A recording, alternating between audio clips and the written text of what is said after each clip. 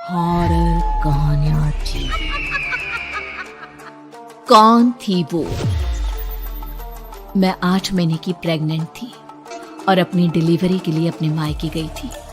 माँ ने मुझे फोन पर बताया, घर के पीछे की तरफ जो खाली जमीन थी ना, वहाँ पर एक नया कमरा बनवा लिया है। इतने सालों के बाद जैसे ही अपने घर में कदम रखा, कुछ अलग सा लगा। माँ, ये घर के पीछे की तरफ नया कमरा बनवाने की क्या जरूरत थी? अरे बेटा, घर के पीछे दूर दूर तक खाली जमीन है। तेरे पापा को कई दिनों से लग रहा था कि यहाँ पर एक कमरा बनवा लेंगे तो ताजा हवा मिल जाया करेगी। अब तो ये सब छोड़ और चल जल्दी से दूध पी ले। माँ, मैं थोड़ी देर में पी लूंगी, आप सो जाओ। मैंने दूध का गिलास उठाकर उस खिड़की में रख दिया। पता नहीं कब आंख लग गई।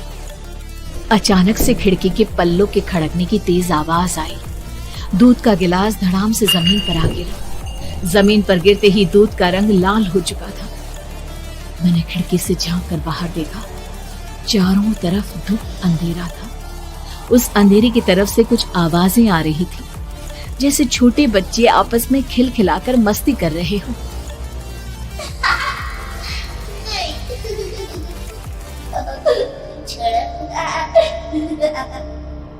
इतनी रात को इतने घनघोर अंधेरे में बच्चों की आवाज कैसे आ रही है? घड़ी में वक्त देखा तो ठीक 12 बजे थे। देखकर मैं सन्न रह गई। बुरी आत्माओं और भूतों की कई कहानियां मैं सुन चुकी थी। वक्त भी कुछ ऐसा ही था। ऊपर से मैं प्रेग्नेंट। सुना था कि ऐसे वक्त में अक्सर बुरी आत्माएं औरतों का पीछा करती है, तो क्या मेरे पीछे भी? पसीने से तरबतर बड़ी मुश्किल से, जैसे कांपते हाथों से मैंने उस खिड़की को बंद किया। जल्दी से जल्दी उस कमरे से बाहर निकलकर माँ के पास जाने के बारे में सोचा, लेकिन जैसे ही दरवाजे की तरफ पलटी, लगा कोई साया हवा की स्पीड से दरवाजे के सामने से गुजर गई। मेरे गले में अटक कर रह गई। मैं जोर से चीख कर माँ को बुलाना चाहती थी, लेकिन वो आवाज खुद मेरे कानों तक नहीं पहुंच पा रही थी। तो माँ तक कैसे पहुंचती? खिड़की के पल्ले एक बार फिर तेज हवा के झोंके से धड़ाम करके खुल गया और पूरी ताकत से मैं चीख पड़ी। जानती थी मेरी चीख की आवाज सुनकर कुछ ही सेकंड में माँ वहां पहुंच जाएगी, लेकिन ऐसा कुछ हुआ ही नहीं। मेरा कलेजा डर के मारे फटा जा रहा था। आखिर माँ ने मेरी आवाज क्यों नहीं सुनी? इतनी गहरी नींद में तो माँ कभी नहीं सोती। ठीक पीछे खुली हुई वो खिड़की। मुझ में इतनी ताकत नहीं बची थी कि मैं पलटकर उस तरफ देख भी सकूं। हवा का एक सनसनाता हुआ झोंका उसी वक्त मेरे कानों से आकर टकराया। लगा जैसे किसी ने दबी हुई आवाज में धीरे से मुझसे कहा, चली जाओ यहाँ से। मैंने दोनों हाथ अपने कानों पर रख लिए और एक बार फिर ताकत लगाकर जोर से चीखने की कोशिश की।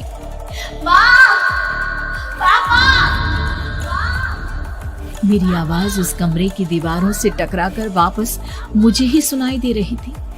जितनी ताकत के साथ मैंने चीखने की कोशिश की थी, कुछ ही देर बाद उससे कहीं ज्यादा तेज और दर्दनाक चीख मुझे सुनाई देने लगी। कि आवाज ठीक मेरे पीछे खिड़की से आ रही थी। वो आवाज मेरे कानों में पिघलते हुए लोहे की तरह गिर रही थी। उन आवाजों में हैवानियत थी। वो आवाजें किसी इंसान की नहीं है, इतना मैं समझ चुकी थी। कांप रहे हाथों से मैंने अंधेरे में कुछ ढूंढने की कोशिश की। तभी अचानक मेरा हाथ बेड पर रखी टॉर्च पर पड़ा। किसी तरह ताकत लगाकर टॉर्च का बटन ऑन किया, लेकिन ये क्या? सामने दरवाजे पर 3 छोटी लड़कियां खड़ी हुई थी। उनके हाथ में स्टील के चमचमाते हुए चाकू थे। मैं घबराकर लड़खड़ाई और पीछे की तरफ हटी, लेकिन तब तक वो मेरे पास आ चुकी थी। उनकी गर्दन टेढ़ी थी और उनके हाथों के वो चाकू मेरे पेट को निशाना बनाने को तैयार। मैं जोर से चीखी, नहीं, छोड़ दो मेरे बच्चे को, मत मारो, मत मारो, छोड़ दो मेरे बच्चे को। सोनाली, क्या हुआ बेटा? तू इतनी डरी हुई क्यों है? उठ बेटा, क्या हुआ? हड़बड़ाकर मैंने अपनी आंखें खोली। देखा तो दिन निकल आया था। माँ मुझे जगा रही थी। मेरा चेहरा पूरा पसीने से लथपथ था। क्या हुआ बेटा, तुमने कोई बुरा सपना देखा क्या? मैं अभी तक अपने पूरे होश में नहीं थी। वो मेरे बच्चे को मार देगी माँ। वो लड़की मेरे बच्चे को। मैंने घबराकर अपने पेट को छुआ। सब कुछ ठीक था। और वो दूध जो रात को यहाँ पर गिर गया था, उसका रंग लाल हो गया था। माँ ने हंसते हुए दूध का गिलास मुझे दिखाया। तुमने दूध पिया ही नहीं, पूरा का पूरा ऐसे ही रखा हुआ है। तुमसे कहा था ना सोनाली, सेहत के लिए लापरवाही ठीक नहीं बेटा। लेकिन मैंने तो सब कुछ अपनी खुली आंखों से देखा था। ये सपना कैसे हो सकता है?